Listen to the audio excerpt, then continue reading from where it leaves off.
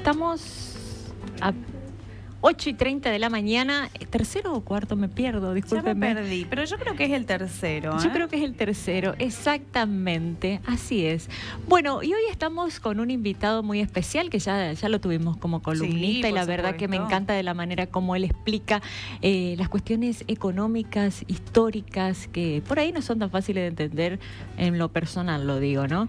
Bueno, estamos hoy con Leandro de Moglia, él es doctor en Historia Económica, y hoy vamos a hablar de un 21 de septiembre porque es el Día del Economista. Buenos días, Leandro, ¿Qué tal? bienvenido. ¿Cómo están? Bienvenido. Buenos días. Nada más y Muchas nada menos que gracias. doctor. Exactamente, en Doctor Historia Económica. Sí, así es.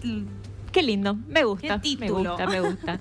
Bueno, hoy vamos a hablar del Día del Economista y nos vamos a referir a un gran prócer de nuestra historia, Así ¿no? es. Hoy, un 21 de septiembre de 1794, Manuel Belgrano, que después lo vamos a ir conociendo, digamos, en el proceso de la independencia argentina, es nombrado como secretario del consulado para el Virreinato del Río de la Plata.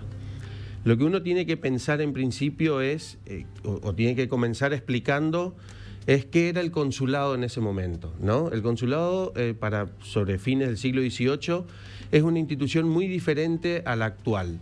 Nosotros hoy tenemos que un consulado es una representación de un país dentro de un territorio extranjero, ¿no? Exactamente. Con ciertas atribuciones y funciones de menor categoría que un embajador. Para esa época el consulado es básicamente un tribunal económico. Es una institución que se encarga de juzgar y controlar el desarrollo del comercio y las artesanías en un determinado espacio. En este consulado, en función de que sobre 1776 y 77 se crea el Virreinato del Río de la Plata y se habilita el puerto de Buenos Aires para el comercio internacional, que hasta ese momento estaba prohibido, es necesaria la creación de una institución que regule y controle el comercio del Río de la Plata. Esa institución va a ser el consulado y como secretario de ese consulado se lo envía a Manuel Belgrano.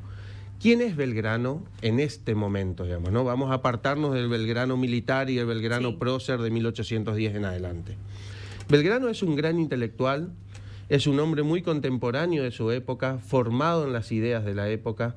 Belgrano ya sabía, porque se venían desarrollando 2 o 3 grandes ideas o doctrinas económicas, que la primera que tiene que ver con el mercantilismo, que establecía medianamente que un país iba a ser tan poderoso e importante como su capacidad de acaparar metales lo fuera, ¿no? Es decir, un país iba a ser tan rico como la cantidad de reservas que tenga. Sí.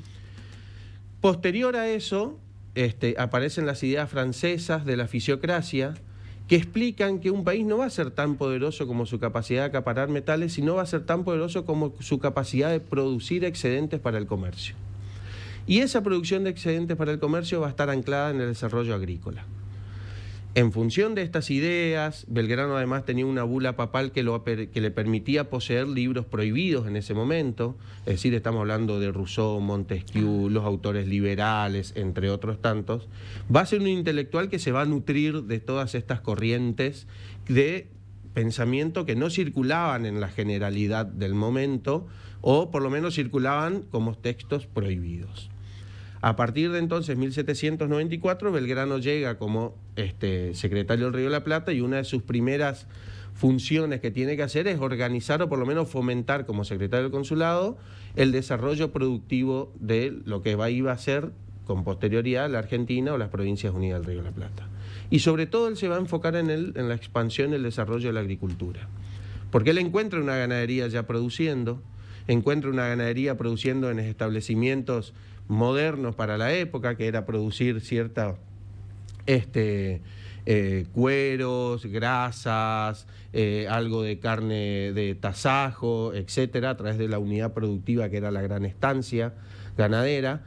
Pero a partir del consulado, Belgrano comienza, y esto es lo más interesante verlo a Belgrano economista, cómo a través de diferentes escritos y las memorias que él va presentando en el consulado, se empieza junto con él a formar todo un pensamiento crítico de desarrollo económico vinculado hacia lo que sería el liberalismo con las ideas de Adam Smith, que están en plena expansión en dicho momento, porque hay que recordar que en Inglaterra se está llevando adelante la revolución industrial. Y las ideas liberales de Adam Smith son las que están en boga en ese momento. Entonces Belgrano dice, bueno, hay que abrir a la Argentina, o hay que abrir el puerto de Buenos Aires al comercio, hay que desarrollar la agricultura, hay que profundizar los procesos de manufacturas, digamos. Y en estas ideas empiezan lentamente a incorporarse otras personas, como por ejemplo Cornelio Saavedra, Mariano Moreno, Juan José Castelli, Labardén, los hermanos Rodríguez Peña, entre otros, que después los encontramos todos actuando a partir de 1810.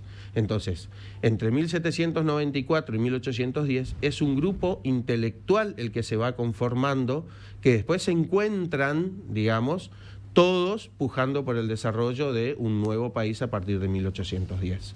Es decir que por ahí los historiadores solemos explicar o reducir muy fácil esto del 25 de mayo y bueno, el 25 de mayo se forma la primera junta y aparecen ahí una serie de personas organizándola.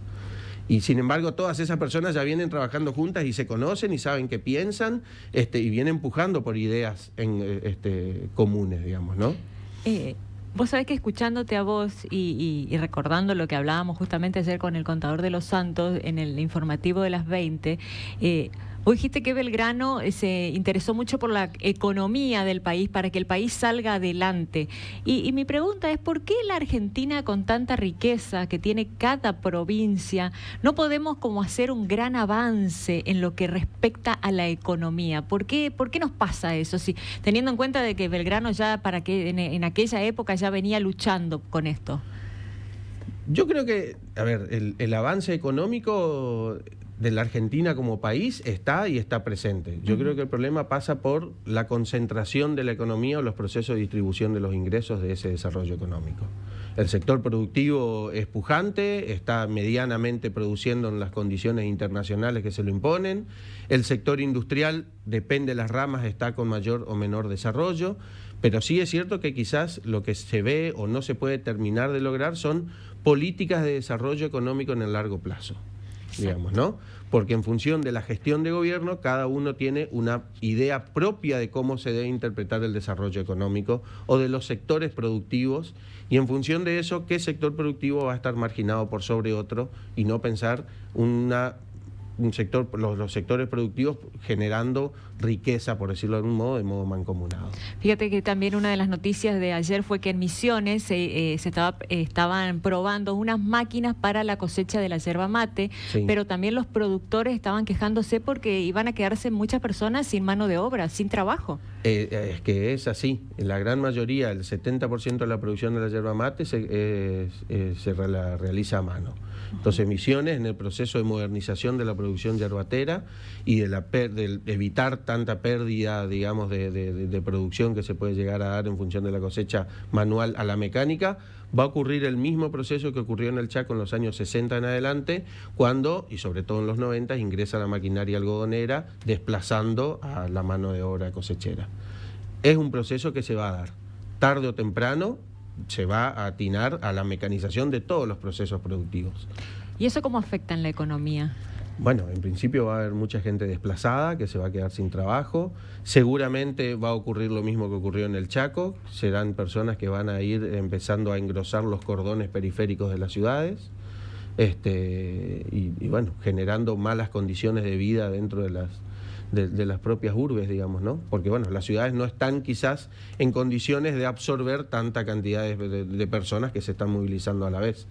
Y si el Estado no genera algún tipo de, no de asistencialismo, pero sí de políticas de desarrollo, o por lo menos alternativas de desarrollo para esa población rural, que siempre estuvieron acostumbrados a realizar ese trabajo, ¿no? Escasa, bueno, quizás habría que generar otro tipo de estrategias productivas, sin evitando el despoblamiento rural, evitando las migraciones internas, pero bueno, que se siga manteniendo más o menos en concordancia las costumbres y las culturas de estas personas. Mira, si estuviera Manuel Belgrano, sí, todavía estamos luchando con el tema de economía, ¿no? Y sí, hubiera visto que la escuela de agricultura que él propuso no se organizó, que las escuelas navales que propuso tampoco se dieron, las ideas de comercio no se lograron llevar adelante, y la verdad que yo creo que estaría un poco decepcionado de nosotros, pero también creo que hubiera seguido insistiendo, que era quizás una de sus grandes capacidades, la tenacidad que tenía. Exactamente. Bueno, como siempre, tan didáctico, me encanta Muchas porque gracias. mirá Bueno, que yo gracias de a economía ustedes por no sé invitarme. mucho, pero la verdad que me Sí, gusta y aprendo mucho con vos. con Sí. él. Déjenme enviar un saludo Sí, a, por mis, favor. a mis colegas de la Facultad de Ciencias Económicas, a los licenciados en Economía, hoy en su día, a todos los colegas y amigos que tengo en esa profesión. Ay, que Perfecto. tengas un hermoso día vos también. Gracias, Tengan un muchas lindo gracias. día. Por Muchas favor. gracias. Muchas gracias por tu tiempo.